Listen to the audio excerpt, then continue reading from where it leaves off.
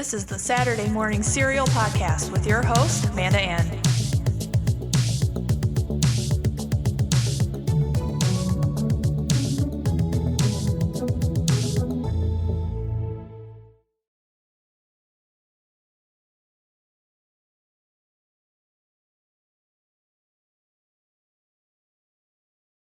Hey, what's up, guys, and welcome to another episode of Saturday Morning Serial. I'm Amanda Ann with Mike here, and today is a movie that we have been waiting for, and we're going to discuss it. First off, we're going to start with no spoilers, and then we're going to get into a spoiler review. So, just, a word of caution.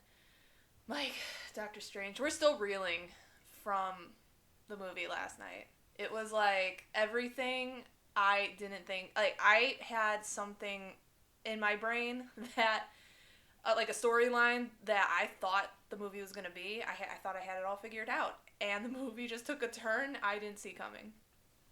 Yeah, I mean, I had only seen the first trailer that was released with Spider-Man No Way Home, and then I saw, I think, one of the first actual theatrical trailer with another movie. And I couldn't piece together, what type of story it would be, because there's so much hopping around in this movie that, you couldn't sit down and piece together what could happen. You couldn't plot it out. So I was thoroughly surprised by the boldness and take of the story.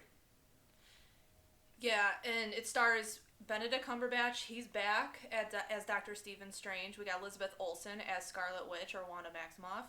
We have Benedict Wong as the Sorcerer Supreme Wong. America Chavez. Yeah. Played by, we won't even attempt to pronounce her first name, Gomez. Yeah, thank you, because I'm really bad at names.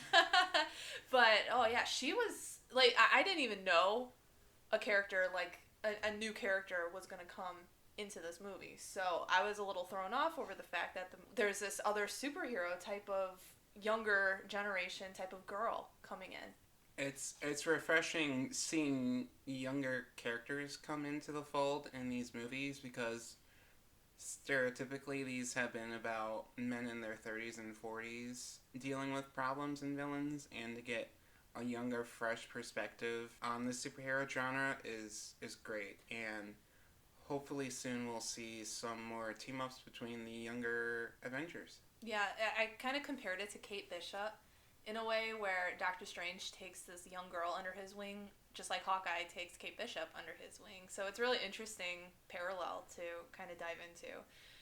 But overall, this film it's very entertaining, but it's also very dark. I was so shocked at the way it just, death and gore, everything was presented in this film. But another thing about this film, though, it was very diverse, and it dealt with addressing LGBTQ plus community as well. So that was pretty good to see. Yeah, it addressed grief and potentially how far you will go for your family and the ones that you love. Mm-hmm. Overall, I really, really enjoyed this film, and I told Mike, when I'm silent and kind of staring off into space after a film, that means it landed for me, and I was processing, and I like I said, it went in a direction I never thought it would, and I was stunned. What about you, Mike? Well, for me, upon first watching it, I really did like it, but after having it simmer, I'm kind of a little bit disappointed at the potential that this movie has, and the choices that the characters made, and the direction that the movie went, and how far it took that direction. So, I mean, it was perfectly presented movie. The cast did great. I'm not a fan of the writing in this movie, so we'll get into that when we start talking spoilers. Which is now. So we're going to dive into spoilers. If you're not into spoilers, you haven't seen the movie, go ahead, feel free to click off. So Benedict Cumberbatch is back as Doctor Strange, and he's just such a great fit for this role. I think he's the perfect Doctor Strange, honestly. I can't see another person playing Doctor Strange. I know Joaquin Phoenix, he was one of the top tier picks for Doctor Strange, and I'm kind of glad they went for Benedict because Benedict commits to this role. Sam Raimi directed this movie, and he has a little bit of camp in his movies. Sometimes he likes to wink at the audience, or he likes to do something dramatic and then follow up with something kind of funny.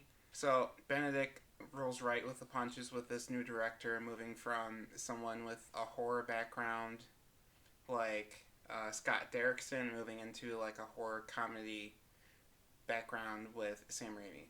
Yeah, Doctor Strange, he's very like, I feel like he's very dignified, but he's also funny because he will throw out a joke or a snark, and it's funny, like, you laugh, and that's what he aims for. He doesn't have to be overly the top funny and humorous. That's what, Benedict brings to the table, is just a very straightforward, poker-faced joke.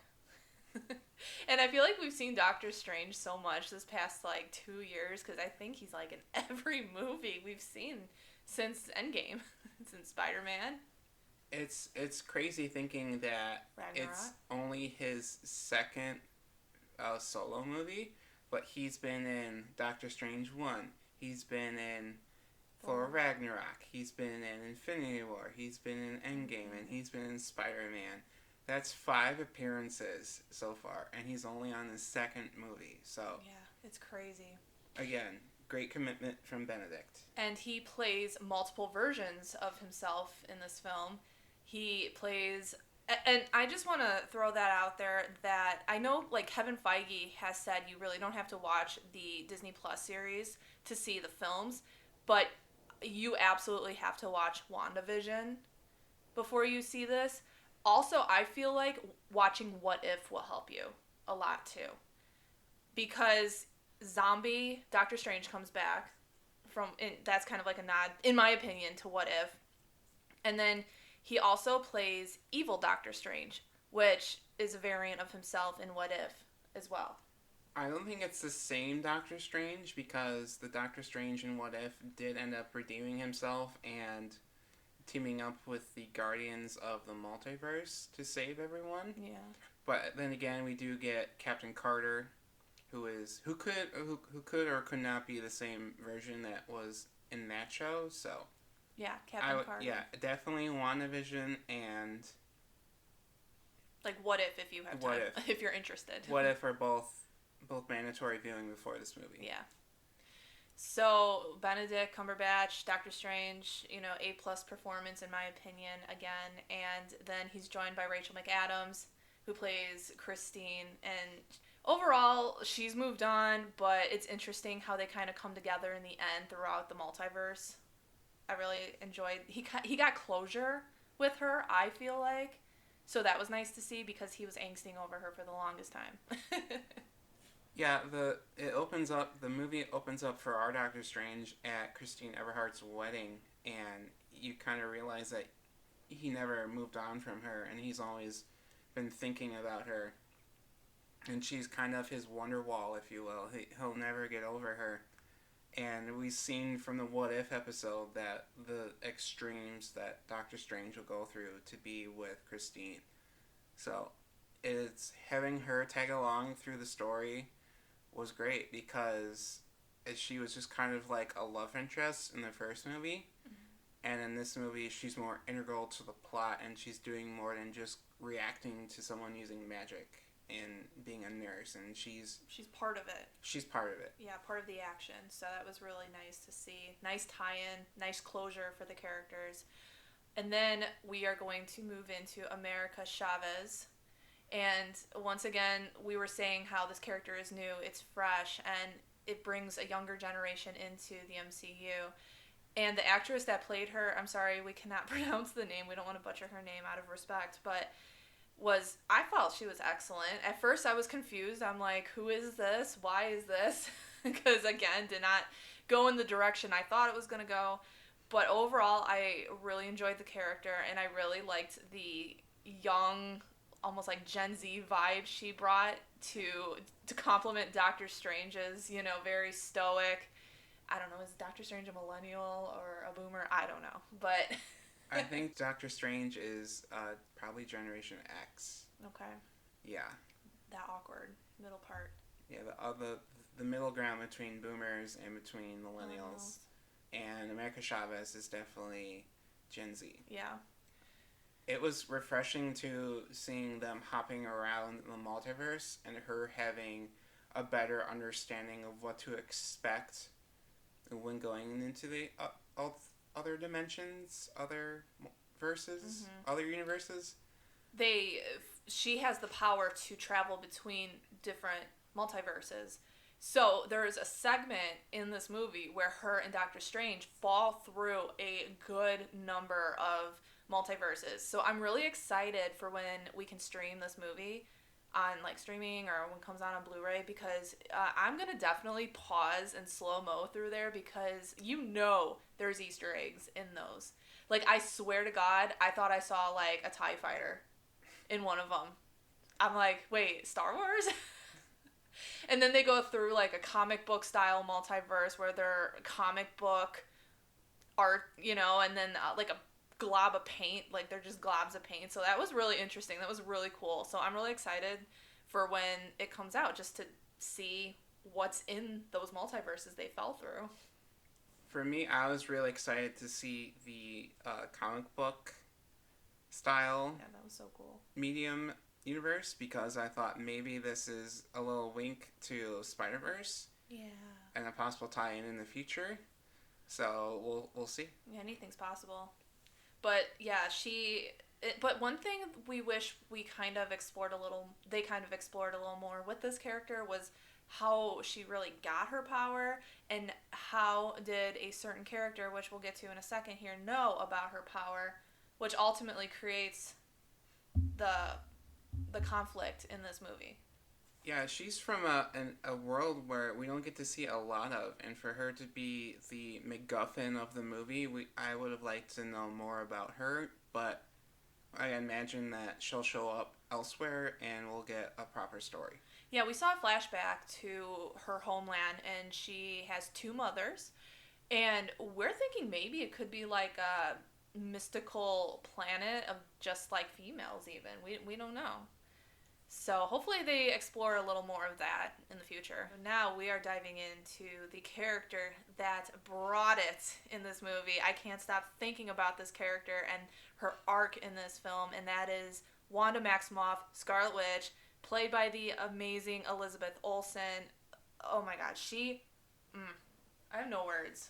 She did a great job. She is at all times bounces between likable, terrifying, and kind of like wrathful, I want to put it. Okay, so here's how I thought this movie was going to go.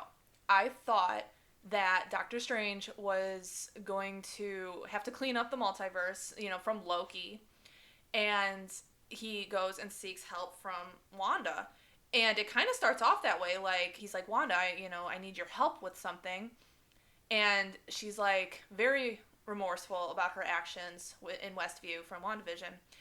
And he's like, we got to put that behind us. Like, this is something bigger. And I thought for sure she would like join him and it was going to be this epic team up between the two.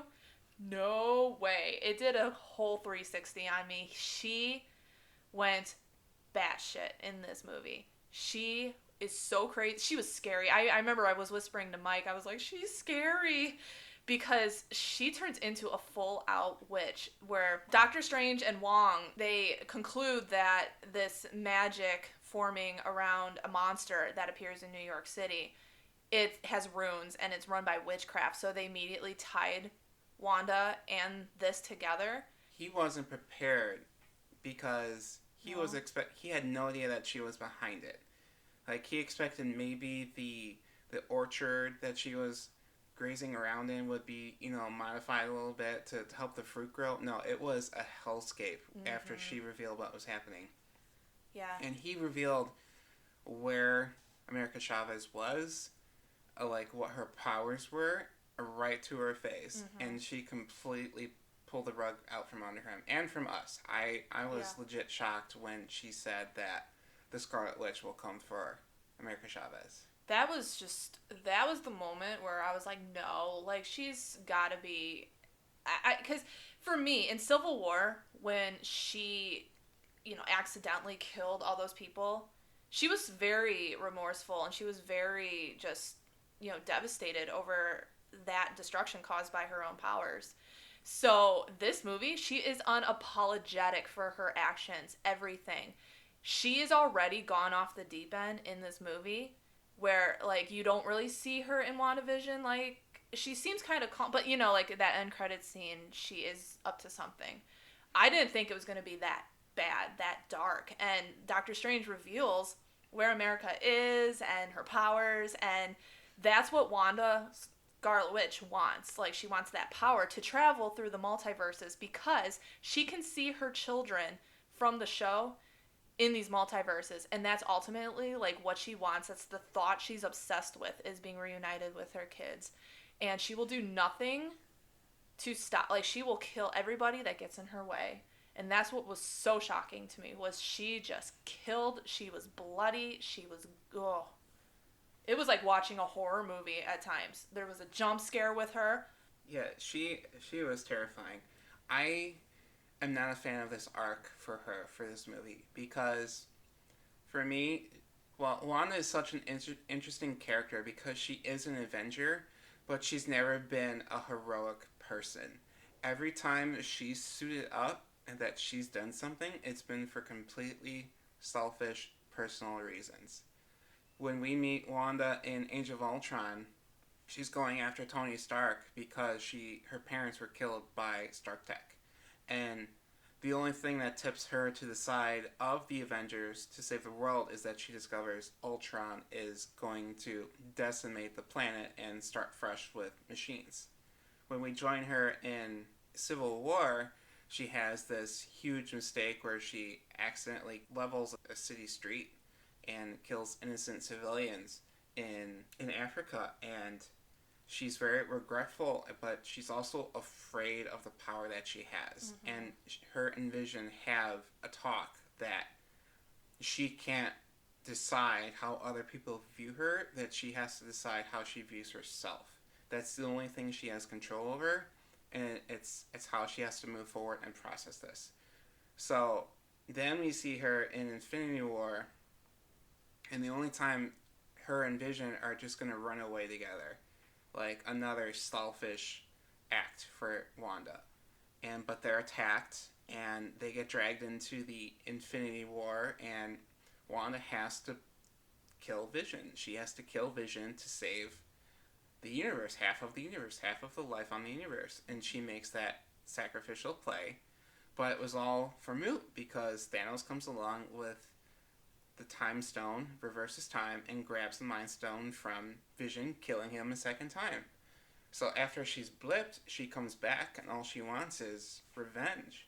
So she goes after Thanos, and she nearly kills him if it wasn't for his ship deciding to destroy the entire battlefield with Thanos' army on it and the fellow Avengers on it. So when we meet her in WandaVision, she's grieving the loss of Vision. And she copes with this by creating like a pocket dimension, like a pocket hex around this town, and holding everyone in this town hostage, living out her fantasy, creating, just manifesting an Infinity Stone, manifesting Vision out of her spell, manifesting a family for herself, and just living this like suburban lifestyle that she loved in sitcoms. So, WandaVision is her grieving over the loss of Vision and deciding and discovering her origin of the Scarlet Witch. And she discovers that she's this world-ending monstrosity witch nexus being, and that she's not going to be that thing because she can decide who she is. She's not going to let Agatha tell her who she is, and that's what she says to her before she defeats her. Mm-hmm. So, when she shows up in this movie, and she is probably grieving the loss of her children more than anything. And that's her main motive in this movie. Mm-hmm. And she shows no remorse. She felt awful about what she did to the people of Westview. She felt awful about what she did to the people in Africa fighting crossbones. but there's nothing holding her back in this movie, and it's upsetting that she crosses into this dark side for me because I know so many people that relate to Wanda as representation of women in a mostly male dominated media like the Marvel films. Mm-hmm. And for her to just be cast aside in this movie as kind of like a one-dimensional villain who's just doing this one thing and has no other motives outside of her selfish reasons, which is the exact same motive as the Kingpin, by the way, from Spider-Verse. Mm. So to see her do that and to kill people and to endanger a child and to just do everything that she does in this movie, I felt was great disrespect to the character. Oh, wow. See, I'm the opposite. I really enjoyed the path she went down because my thing is, I do enjoy horror films a lot, and you don't see a lot of females, like, for me, okay, Loki, for instance, he was a villain, but he turned good. Kylo Ren, villain, turned good. Those are, like, I love them, you know, and I love Scarlet Witch and Wanda. She went the opposite way. She was, I mean, I'm not going to say she was, like, 100% pure and good, but she was a decent character. She was an anti-hero, and now she's, like, a complete dark villain, and I enjoyed it a lot, because I feel like there's not a lot of females that will go crazy, and people are afraid of her. I don't know, like, you know, call me weird, but that's the part I enjoyed. But yeah, I really want the new Scarlet Witch cosplay so bad. I cosplay her, so her hair, like, I have, like, the same curly hair as her, so I'm like, yes. And then the way she just kills was so sinister. It was like watching a horror movie at some points, and there's a couple characters we're going to dive into here in a second, but the way she kills them off is horrifying. I cannot believe they went there. Because, like, usually, like, with the MCU, if there's, like, a death or a killing, they kind of water it over, you know? But this was gore. This was violent. And, you know, maybe not a lot of people will like that aspect, but I thought it was a very interesting spin in the MCU, and especially her as this, like, female character, that she's strong in that regard. Sorry you feel that way, Mike. Yeah, I can't unfeel it. You know, I think the potential for a good movie was there. I feel just the path that Wanda took is completely unredeemable by now. And Wanda, for me, represents redemption in the MCU because she used to be a bad person. Mm-hmm. So for her to just completely go over the edge tenfold in this movie, and to probably never have another heroic moment in it if she comes back in her life is upsetting. Yeah, I understand your point, and I get that, because especially Captain America really took her under his wing, you know, gave her a suit. I love that. You got a suit? Yeah, but it's very tragic the way her story ends in this movie. Very tragic. Like, I was kind of shocked at the way she just kind of crumbled to her death, and that was it. I'm like... Yeah, I think she could have, like, collapsed the building from the outside as well. I mean, there are so many instances in this movie where I thought, you know what would be a better way to do this? Like, I cannot wait for how it should have ended for this, because it's just gonna point out all these little holes that I have with this movie. Yeah, and then at the end, like, with the credits, it says just Doctor Strange will return. Not her. So, I don't know. Well, we know Elizabeth Olsen loves this role. We know she has so much respect for this role. So, I mean, in my opinion, I think she'll come back, but we don't know. I feel like this is, though, the moment she was always waiting for, was just for Scarlet Witch to go off the deep end.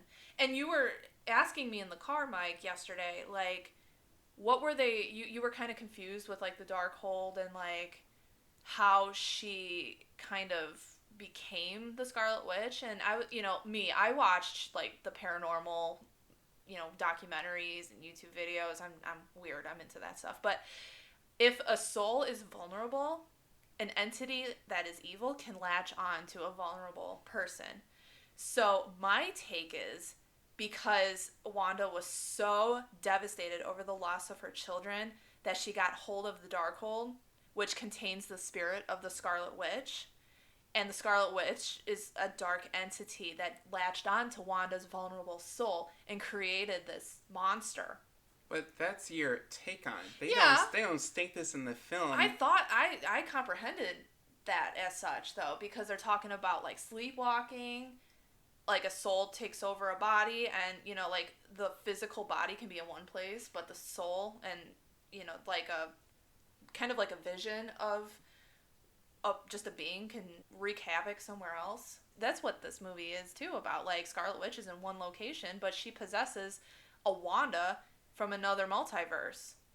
Yes, a much weaker, less evil Wanda who was just living the suburban lifestyle that this Wanda from our 616 universe wanted.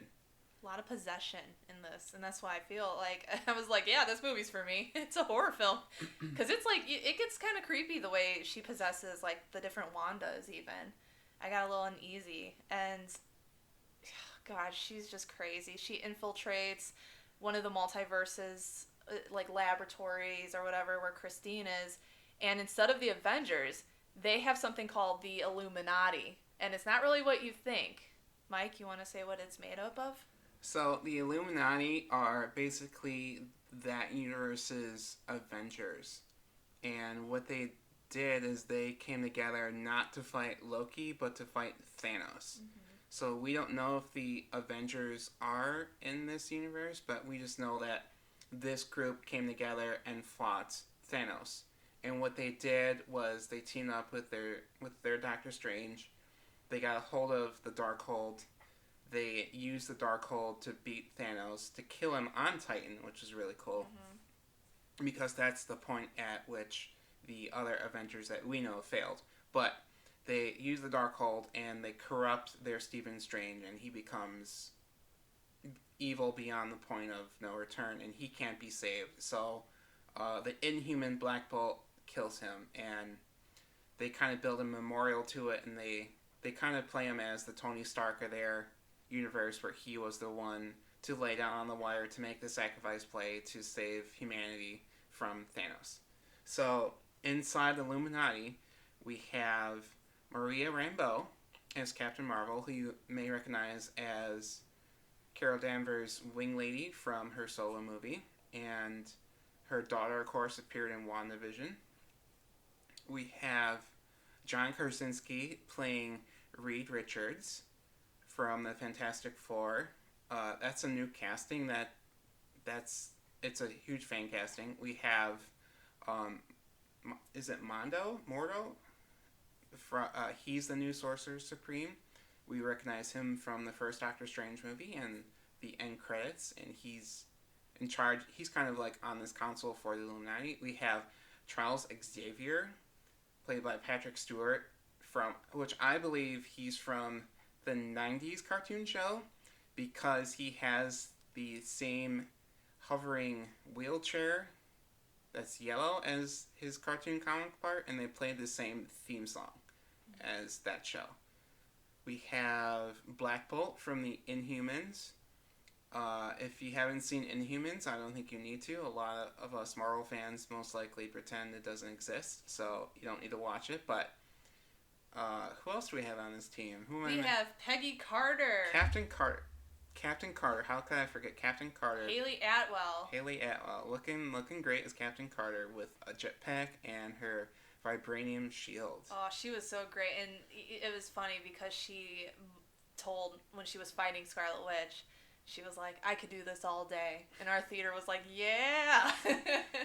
Spoiler alert, she didn't do it all day. No. In fact, she did it for half a day. I don't even know. Oh, I get it. Yeah, speaking of that, so Scarlet Witch fights all of these guys, right? And the way they all die is so gruesome. Like, that was, like, the first turning point for me as her just, like, killing off people. That's where the gore really started. Was she exploded, what was the lightning bolt? Black Bolt. Black Bolt's head. Just and they showed it on camera. It was just bam, like, and, you know, unfortunately Captain Carter, she gets sawed in half. By her own shield. Because, once again, Scarlet Witch, she can go into people's minds. She can possess them. and she can just control where things go. It's just she's so powerful, and that's what this movie just shows is she's literally one of the most powerful beings in this whole cinematic universe. I think she's right by Thanos for me. I mean, we saw Thanos struggle to fight Scarlet Witch, who was holding him off and destroying the Mind Stone. And there's always a big argument amongst us nerds whether Captain Marvel or Scarlet Witch or Thor possibly is the strongest Avenger. And it's undoubtedly Scarlet Witch now because Scarlet Witch is able to take on all of these characters plus Captain Marvel. And she decimates Captain Marvel. I can't believe it. She didn't even break a sweat doing that. It's crazy. And what also was interesting was she was fighting these guys not as Scarlet Witch, but as Wanda from that universe. And oh jeez, if you guys see the movie, you'll know what we're talking about. I'm speechless from it still.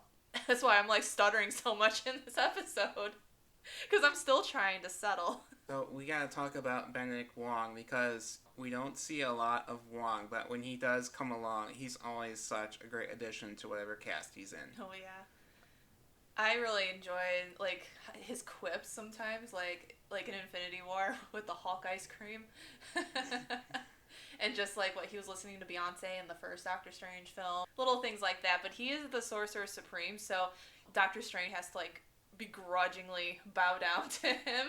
So their dynamic is really funny. But you know what? They got each other's backs, and that's what I like. Yeah, and he's kind of in a leadership role as the Sorcerer Supreme, and then he's in charge of defending Kalmataj, and he's entrusted with all these students, and he lets them all down, and they're all slaughtered, or they all flee, trying to defend this fortress from the Scarlet Witch and protect America Chavez and the Darkhold itself as well. Mm-hmm. So, yeah, Benedict Wong did a good job, and it was kind of funny seeing him getting bullied around by Scarlet Witch and him having all of these secrets that only the Sorcerer Supreme knew.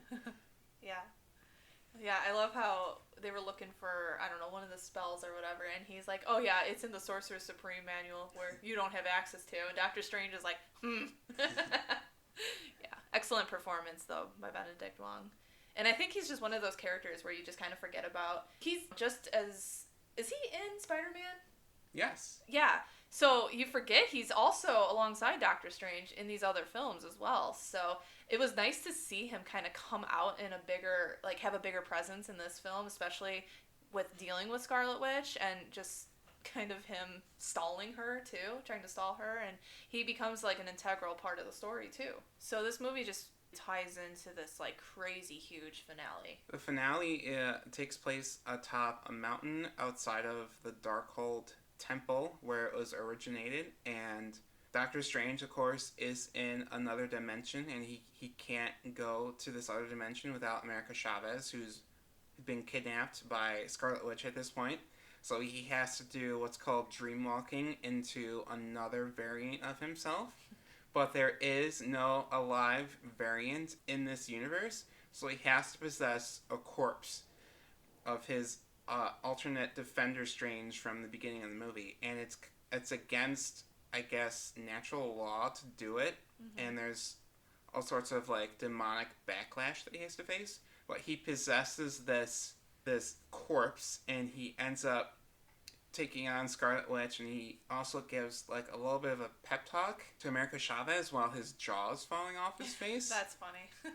And it's a big moment for the film, but it's also really funny, so I don't know if it's like going forward if it's gonna stick with me as the moment that America Chavez like owned her powers and became her own hero. So it's just the Sam Raimi-ness of it, I guess. Well, one thing, too, that America Chavez did when she realized her power, she knew where to hit Scarlet Witch, like the sore spot for her. And that was to show her kids that she's a monster at this point. To make her kids afraid of her. And what she became. I love that part because, honestly, throughout the whole movie, Wanda's going around telling people she's being reasonable and that she's not a monster. And she's very emotionally attached to these children who probably aren't real. Mm-hmm. And she's an excellent foil to Doctor Strange, who suffers from like emotional detachment and emotional dissonance. And the reason Christine and Doctor Strange don't ever work out is because he's just so cold, he's so calculating, he has to be in charge of everything. He can't trust another person. So for him and Wanda to square up, and for America Chavez to peel back like the layers and just show the audience, like, well, show the children what their mother is, mm-hmm. and just scare them. Like, once your child runs from you, like, what can you do?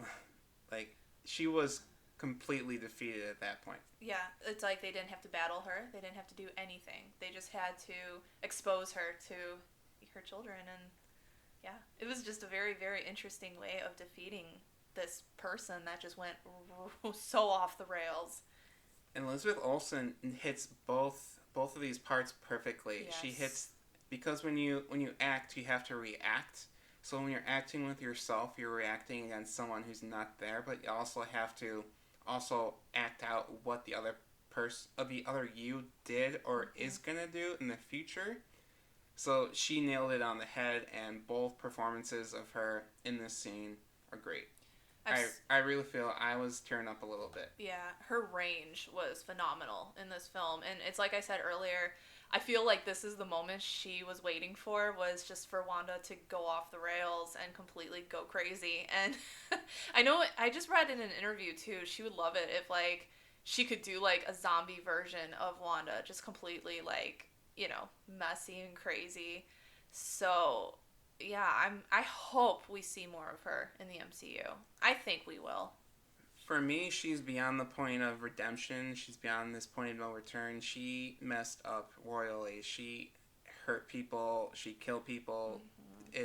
There's no going back from it. She can't be heroic again, and that upsets me. Yeah. Like, I feel like the next time, like, we would see her, she'd be, like, in a mental asylum or something. Like, but then again, like, you know, we go back, and I know I always bring up Loki because I love him, but Thor needed Loki's help. And Loki did some really bad things, and he was kept behind bars on Asgard, and he went to Loki for help because Loki was the only thing the only resource he had. And I feel like maybe someone is going to need Scarlet Witch, Wanda, for something in the future. Who knows? Like, you know, you can't erase what you did, but you can redeem yourself. But it's like you said, though, Mike, like, she is kind of beyond the point of redemption, because she did I feel like now her track record is worse than Loki's. I mean, you could say it was the Darkhold, but but that wasn't really made clear. Mm-hmm. The only thing that they show the Darkhold does is give you a third eye, and if you have too much power, it eventually gets to you. But I mean, it just wasn't clear to me. Maybe it's clear to someone else who's more familiar with the genre of like demon possession and horror and hauntings, but for me it just didn't feel justified. Yeah, I mean that was my take, what I mentioned earlier about the Scarlet Witch entity possessing like a good vulnerable Wanda. I know people believe in the third eye. It's kind of like, I'm not gonna say like it's a religion, but maybe like a sixth sense they have. I know I used to follow Paris Jackson, Michael Jackson's daughter, on Instagram. I probably still do. But she was really into the whole third eye thing. So if you guys know what that would mean or anything, please let us know, because like that would help us understand pretty much like the end to this movie. Because that's where I was a little confused, was how the movie ended. It ended with Doctor Strange like hearing noises, and then a third eye appears on his forehead. I think it's meant to show that Doctor Strange has become corrupted by darkness, mm-hmm. and in the post-credits scene, I believe her name is Clea shows up, and Clea is the daughter of Dormammu from the Dark Dimension. So possibly Strange and Dormammu will square up again, because Dormammu was just never defeated. Mm-hmm. He kind of just got bored and left. Peace out. And now Doctor Strange doesn't have the Time Stone to fight Dormammu again. So possibly, who could he team up with in the future to stand up against Dormammu? We'll have to wait and find out. Yeah. Yeah, I know I was a little confused. I thought it was an Eternal that showed up in the end credit scene, but you had to clear that one up for me. And then there is one more end credit scene, and it's like a big fake out. Everyone was like, come on. I had a fun time with the last end credit scene of Bruce Campbell just beating the smack out of himself, so... And you know what? In all, this movie was, again, a great time, because there's nothing like seeing a Marvel film on opening weekend. The audience reactions, I mean, they weren't as strong as probably as, like, an audience on Thursday night. We saw it, last night, which was Friday. But it was still fun. It was so fun for the part where Christine, Doctor Strange, and America Chavez kind of get, like, trapped in a foyer type of thing. And Scarlet Witch is, like, lurking around, and they're, like, frozen. Everyone's like, run! Just run! She pops out of nowhere, and there's just this big, massive jump scare, and people are like, ah! It was great. So, Mike, this was actually a really interesting discussion because I thought we were kind of on the same page last night when we were driving home with liking the film. And for me, like, I feel like it was a great story. It went from start to finish flawlessly. It flowed really nice. And for me, it landed great. And I just loved at the MCU dipping their toes into this horror, like, possession type of thing going on. So, yeah, I mean, I loved it. I just felt it wasn't in line of respectful to the character of Scarlet Witch. I mean... I felt like this was more her movie, too, than Doctor Strange's movie. It was a 50-50 split. It should have been called Doctor Strange and Scarlet Witch, or Doctor Strange and Scarlet Witch in the Multiverse of Madness, but it is very much Elizabeth Olsen's movie, because she steals the show. She really does. I felt like there really, honestly, wasn't enough Doctor Strange. Like, if I had to pick out something... I felt like we needed just a little more of him and doing whatever. I don't know.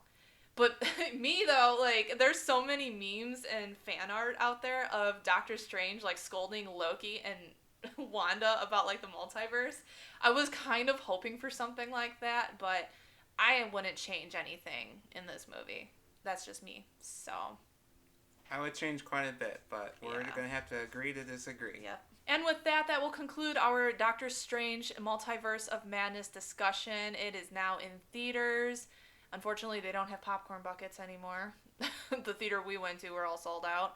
But anyway, next weekend, we will be talking about Moon Knight, which just had its series conclusion on Disney Plus this past Wednesday. We're bringing on a super fan of the character Moon Knight, so it will be a very fun discussion. You don't want to miss that out.